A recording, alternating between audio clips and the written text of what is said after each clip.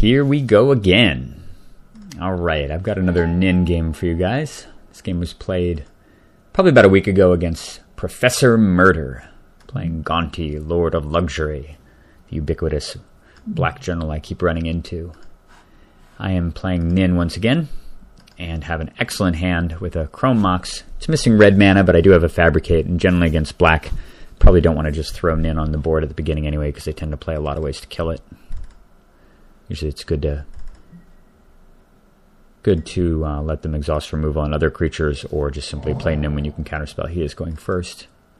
Looks like he mulligan Cabal therapies me, and then I get a little worried for him when he names Brainstorm, which, of course, if you follow the format, you know that Brainstorm is actually a banned card.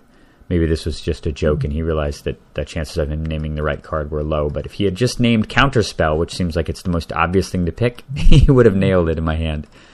I probably would have named Force of Will, just as it's probably the most powerful thing I could have that would affect the game in the early going. I certainly don't have Brainstorm, though. Zero chance of that.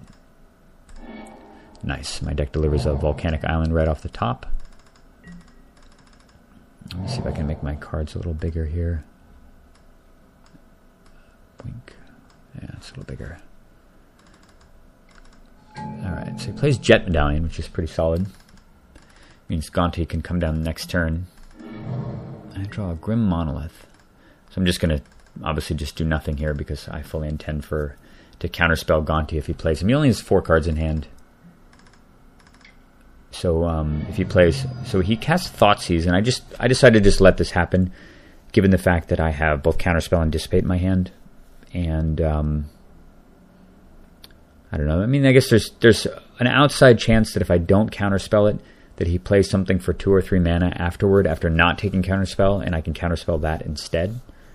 And there's also a chance, of course, that my opponent might take Grim Monolith, or something else in my hand, maybe Fabricate over one of the Counterspells. So with that in mind, I decided, even though it lets him look at my hand, I decided not to Counterspell. And sure enough, he lets me take Grim Monolith, or he lets me discard Grim Monolith, which I do not care about at all, given the fact that that's not integral to my game plan. And then he casts Demonic Tutor post-combat, and because that means he can get more mana, something like Ancient Tomb or Cabal Coffers, I'm definitely going to counterspell that, keep it out of play.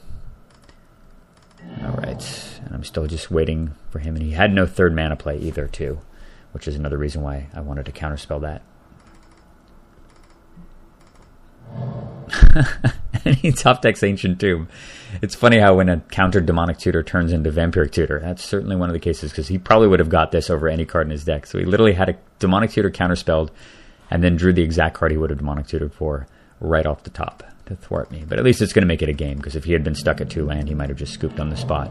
And he could have played Gonti there, but he knows I have a Dissipate, so he just says done. I'm just going to play my Expedition map with full intent of just wastelanding this Ancient Tomb.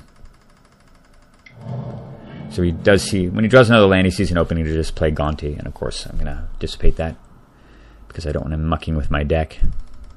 Worst case scenario, there's an Ancient Tomb on top of my deck, and he takes that, which I think he can do. Yeah, well, I guess he could, quote-unquote, cast my Ancient Tomb. He wouldn't be able to play it, but he could exile it. Not that he necessarily would do that, but whatever the case, I don't want Gonti out, especially because I know that I can wasteland him back down to just the equivalent of 4 mana, which means that Gonti's 2 turns away and safely play Nin, and he's only got 2 cards in hand. So, goes back to Professor Murder's turn. He plays a random Recurring Nightmare. And it's funny, a lot of people were up in arms about this card when it was unbanned from 1v1 Commander. In fact, I was one of the people that was strongly advocating to have it unbanned, given the fact that I didn't even see Reanimator really doing a great deal in the current format, and I felt like it would be substantially weaker with Entomb and Bazaar of Baghdad gone. And sure enough, Recurring Nightmare has proven to be basically non-existent.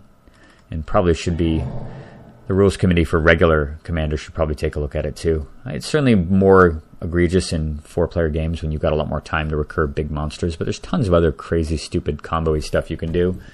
And Recurring Nightmare, I think, doesn't ascend to the power level of some of the other banned stuff. So I'm going to play my Jeweled Amulet here and just be done, with the full intention of just having Nin shoot herself at the end of the turn. I really want to get another counterspell so that I can stop his Gonti from resolving when he hits the equivalent of 6 mana, which is potentially next turn. So he plays Painful Quandary, which is a card I have faced a few times, and it's definitely good against Nin because I'm planning on playing this long, grindy game, and the fact that I have to discard every time I play a spell is pretty gnarly. I mean, obviously I can throw away a few cards. I mean, I can pay life a few times, but once you get down to 15 or 10, it starts to get really uncomfortable. So in response, I'm just going to have Nin shoot herself, and I'm really hoping to get either Force of Will or Pact of Negation to stop this. I do not want to have to deal with it in play. It's really problematic. And I do get Merchant Scroll, which would give me the ability to bounce it and counter it later on, but no way to stop it right away. So Painful Quandary is going to be out there, and it's going to be painful. So now I have to think through everything I do in terms of casting, whether or not I want to play a Signet, if that's worth 5 life, or Fabricate, or whatever. So first thing I do is I just go get Merchant Scroll because I need some defense. And I decided to take Forbid here. I think there actually probably was a reasonable route of getting Cryptic Command so that I could counter the next thing he did and bounce the Painful Quandary and hopefully draw into a counterspell to stop it on the way back out. In retrospect, maybe I should have done that. But I did see that I had a bunch of junk in my hand. And I think both the Chrome Mox and the Izzet Signet are pretty expendable. So this at least is like tutoring for 2 counterspells. And plus, if I have the ability to play Nin and start using her, then I can Forbid with buyback off the stuff that Nin gets, which is something I'm sure many of you have seen me do many times. All right, I'm going to pay 5 life here, no question, since it doesn't really matter too much. All right, back to Professor Murder's turn. He plays a tapped land. Still cannot cast his General. Dak Faden. Well, that's kind of nice. Certainly gives me the ability to constrain his mana some more. But first I'm just going to play my Thran Dynamo here, and I decide I'm just going to throw away the Chrome Mox. The Dak Faden's useful enough to steal the Jet Medallion that even though playing the Chrome Mox as a red-blue producer would be nice, it's probably not worth 5 life or another card to do that. So a lot of these cards just lose their value when they lose 5 life or discard a card attached to them. But I have the ability to have Nin shoot herself right now for 5, which is plenty of Quandary food. Plays a High Market. And now he taps out for Caged Sun. And of course I could forbid that, but why forbid something that you can steal with Dak Faden after copying it? It's pretty insane. Alright, so end step. And then it's going to shoot herself in the head for 5. And I draw Reliquary Tower, which is quite handy about hand size, although I guess I'm going to be discarding anyway. And I draw Chandra, which is pretty delicious too here. Draw Force of Will. Alright. So just tap some mana here, play Dak Faden, I steal his Caged Sun. I'm just discarding all along the way. I can now throw away all these superfluous cheap artifacts since I'm going to be caging the Sun for blue. I throw away the Reliquary Tower since I know my hand size is going to dip below 7 quite quickly. And this deck definitely loves Caged Sun. This is so ridiculous. Alright, pay more mana. Chandra, I decided Chandra can just wait since I'm just going to buff up and use Nin the Pain Artist. And I figure one more activation of Nin the Pain Artist and Painful Quandary. No longer very painful. He plays a Graveborn Muse, which is certainly irrelevant. And he plays Megrim. And Megrim, when you're at 13 and you're forced to discard constantly and you have Dak Faden in play, is really no bueno. So I have to Force of Will that, unfortunately, using my Fabricate. But Fabricate's not too useful anyway. And I'm about to draw a billion with Nin the Pain Artist anyway, thanks to Caged Sun. So I draw 2 off Dak Faden and throw away 2 non-blue producing lands. And it's time for Nin to go nuts. Wow, look at this. That looks like draw 10. So I get a bunch of islands, which are going to be perfect discard food, especially now that I've drawn Crucible of Worlds, as well as 3 more counterspells and the Forbid. So I can play Chandra here to kill off that Graveborn Muse. He's down to 0 cards in hand. I'll discard islands all day long. He finally gets to replay his poor Gonti. And I'm just going to dissolve that to Scry. Just throw away 2 junky cards. Draw Fire Ice. Throw those away. This is obviously just academic at this point. Alright, replay Nin. Look at the Painful Quandary. This made me discard so many cards. And I'm down to 8 anyway. The card is just gnarly. It's really, really insane, actually. It's so good that I have a card drawing engine built into my commander, because otherwise it would be, I think, extremely difficult to deal with it. I mean, you would reach a point where you pretty much have no hand size, and you have to discard everything the moment you cast a spell, and you might get become vulnerable to direct damage.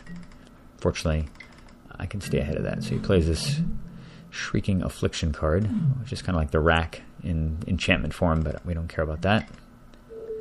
Alright, charge my thing at the end of the turn, play another land, add red. Some serious Nin suicide going on here. Wow, look at this. That's 13. Pow! And I get Karn Liberated and Tezzeret the Seeker and plenty more food.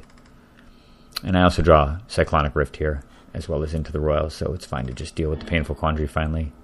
Throwing away another land. Playing all this stuff. Am I running off the board here? I am. Shrink my cards a bit. Look at all that land that's still out there. Actually, it had all gone off the side. I probably could have just played Karn and gobbled up the Painful Quandary that way too. And I stole his Jet Medallion as well. And he just says done, and at the end of turn, I go ahead and cast Fact or Fiction. And I draw a Copy Artifact too. So that allows me to...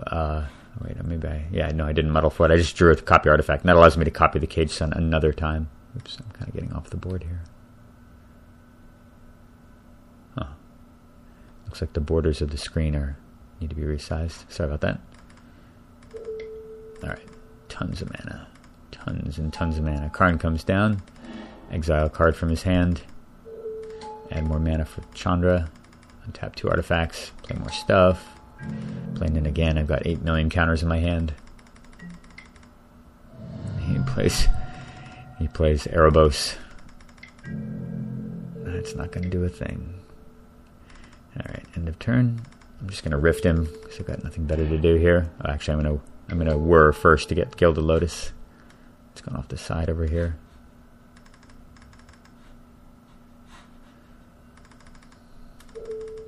I'm going to cast the Cyclonic Rift with Overload.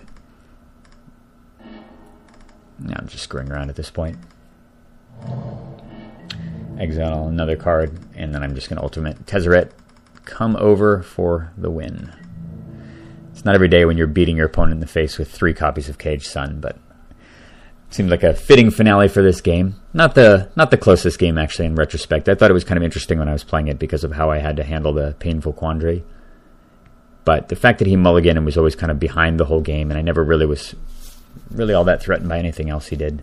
It wasn't really that close of a game. But I hope you guys enjoyed it, just in terms of seeing how a control deck can deal with that pesky enchantment, which you don't see very often. I've got a couple more games to record, and they should be up soon. See you later.